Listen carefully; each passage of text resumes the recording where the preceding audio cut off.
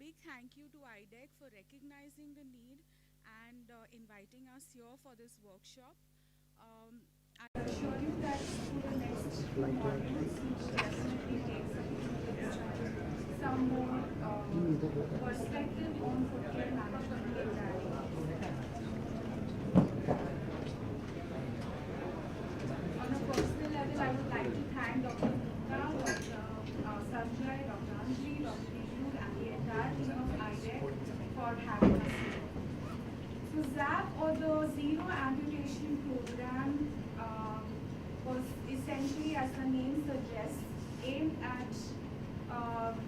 at zero amputation eventually in our diabetic patients, and the entire endeavor is to ensure that our diabetic patients don't lose a limb or two.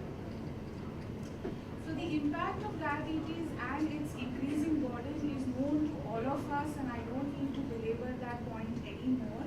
But one of the most serious and costly complications of diabetes is the diabetic foot disorder and subsequent amputation that is seen in almost 70 to 80% of the patients. So the lifetime risk of a person is as high as 25%, and it's almost that every 20 seconds a limb is lost to amputation because of diabetes. That's a fairly high number. Recognizing the burden and the increasing stress because of diabetic foot and subsequent amputations, UDF, or United Diabetes Forum, in their endeavor to work towards the goal of preventing complications and working towards zero amputations, conceptualized the entire zero amputation program. This was done about 2 or 3 years ago, and we have done several workshops. Our entire team has contributed to several workshops across the country and in different cities, just making people aware and increasing or enhancing their skills in management of food disorders. So ZAP is a certification program designed to discuss best practices in educating primary care physicians, in helping them improve the food care they provide to people with diabetes. And this curriculum is particularly addressed to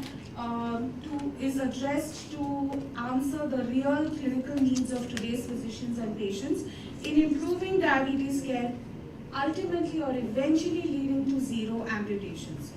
So in short, diabetic foot may be infection, ulceration, or even with deep tissue destruction associated with any neurological or vascular disease of the lower limb. Again, looking at the burden, we all know the staggering number of diabetics in India, in China, and world over, and we know that it's only on an exponential increase. People with diabetes face a risk of amputation maybe 25 times higher than those without diabetes. I think that's something that we all must keep in mind every time we see a diabetic, even who is well controlled to begin with. Diabetes accounts for more than 80% of all amputations and increasing hospital costs more than tenfold over 5 years. Thus, diabetic foot is the second most expensive complication, with majority of the costs related to healing or treating infected foot ulcers. But with adequate care, prevention, and information imparted to the patient, the burden may be reduced to half. So every patient needn't go through the entire distress of diabetic foot. We know that it is physically debilitating, emotionally distressing, and even economically very, very disturbing. In India alone, if we had to look at the 70 million diabetic patients, we know that the risk for diabetic foot disorders is almost double of that. Diabetic foot ulcers. Now, prevalence of diabetic foot ulcers among our patients is approximately 15%. In one study, they even reported 50% of the patients were with peripheral neuropathy, and then 40% with non-healing ulcers. So the lifetime risk of a person with diabetes for developing a foot ulcer specifically is as high as 25%. And 50% of all lower limb amputations are performed in people with diabetes. So the association is too strong for us to ignore it on a blind eye to. Again, if you look at all the columns, just focus on the last Last one, and that's from one of the Canadian studies reporting the prevalence of hospital admissions and the causes. And 10 years ago, also lower limb amputations were one of the highest cost burdens for the patient.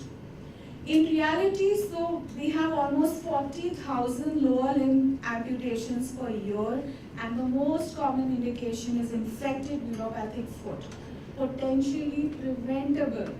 So if it was not preventable, it was okay, we could not have done anything, but this is preventable. Again, going into some of the statistics, 80% of the people with diabetes are from developing countries like India and China, and foot ulcers is the most prevalent problem amongst them. Only 2/3 of the foot ulcers will eventually heal, but the remaining will probably result in lower limb amputations or extended debility. Every year, more than 1 million people with diabetes lose at least a part of their leg as a consequence of the complications of diabetes. And like I said on the first slide itself, that every 20 seconds we are losing a limb because of diabetes. And this is causing a huge economic burden. We don't even have to stress on the millions spent, but it's anybody's guess that we are spending a lot of money on that. Roughly, if you go by the rule of 50 in case of diabetic foot ulcers, then 50% of diabetes-related admissions are all because of foot ulcers. 50% of all leg amputations are because of foot ulcers. 50% may involve major level of below-knee amputations, and 50% of these may have coexistent vascular disease or contralateral amputation in less than 5 years. That's, I think, even more disturbing that there is a 50% chance that you lose even the second limb. So that mortality and morbidity is over 50% than any cancer, any disturbing cancer like breast or prostate cancer. So why diabetic foot lesions are many a times missed?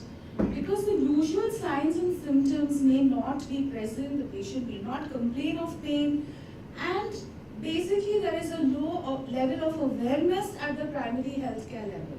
So our general practitioners today or even other healthcare providers may not be completely aware of what the consequences of a small indolent ulcer may be. Thus, these foot lesions are silent. Other risks for ulcers and eventual amputation. Inadequate patient education or motivation. The patient may be depressed, anxious, or even angry or in denial. We need to change that. And the physical disability, to keep examining the feet on a regular basis. The patient may be obese and unable to do so, may have diabetic retinopathy and may not be able to visualize well, and have limited access to podiatry services. Most of them don't even cut short their nails in clinical practice, and we know that even that can cause injuries and wounds and lead to these underlying problems. The other problems may be an absence of assessment of peripheral arterial disease, and this is from the physician's perspective, how we are missing something like this. Underuse of imaging, lack of referral for revascularization, जो होता है चलने दो, we are not acting in a timely, we are not intervening in a timely manner. And inadequate strategies targeting the high-risk population to avoid the ulcer recurrence. And non-optimized management and lack of integrated care. Each physician is doing as per his or her experience and knowledge, but we are not actually having a cohesive guideline or very, very cohesive management principles for diabetic foot. Now, traditionally considered to result from the condition, from the combination of diabetic peripheral neuropathy or peripheral arterial disease associated with deformities of foot due to motor neuropathy, again abnormalities of pressure loading on the sole and resulting callus formation, and defects of the microcirculation impairing the oxygen circulation and nutrient delivery to the tissues for healing, and soft tissue and bone abnormalities. So if you really think of it, the foot is a marble. It's a mechanical marble with 26 bones, 29 joints, 42 muscles, and numerous tendons and ligaments. So it is something to take care of and to preserve and conserve. Now amputation, I will not go into the details because my colleagues will be covering the same in the subsequent modules. But in short is the surgical removal of all or a part of the extremities such as an arm, leg, foot, hand, toe or finger. And diabetic foot amputation, the goal is to remove the unhealthy tissue and create and preserve the remaining limb which is less painful and still functional. So like we went through the previous slide, the causes of diabetic amputation may be either neuropathy or vascular disease, and the trauma may be missed, leading to a small ulcer which may fail to heal, leads to more infection, superadded infection which does not heal further, and eventually leads to amputation.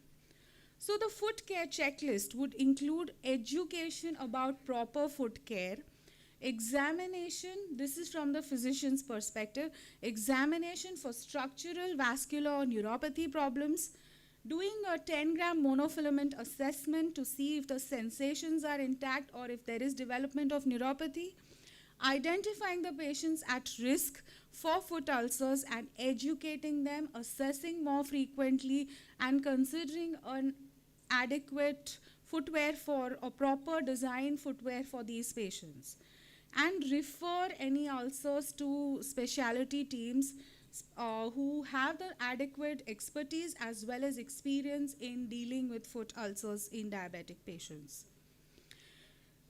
Keeping all these principles in mind, the International Working Group on the Diabetic Foot had released a guidance in 2015 which included that prevention of foot ulcers in patients of diabetes at risk should be the primemost goal of all physicians.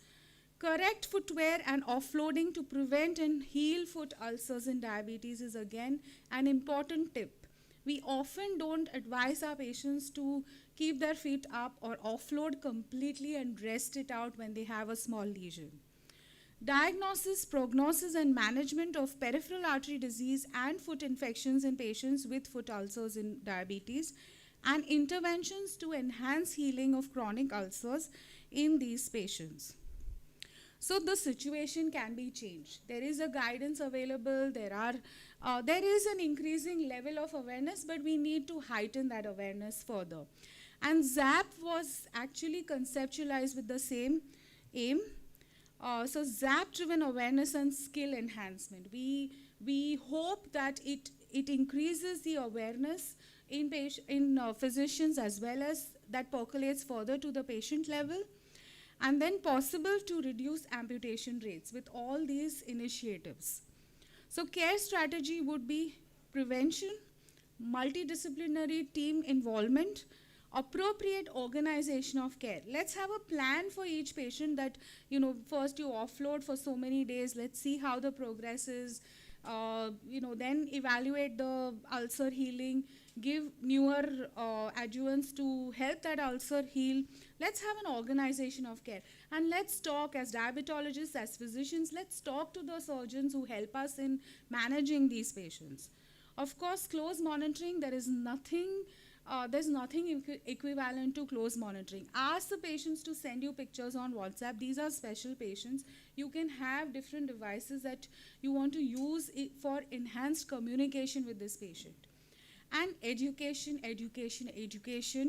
for healthcare professionals as well as patients in helping us combat this and eventually come to zero amputations. Thank you so much.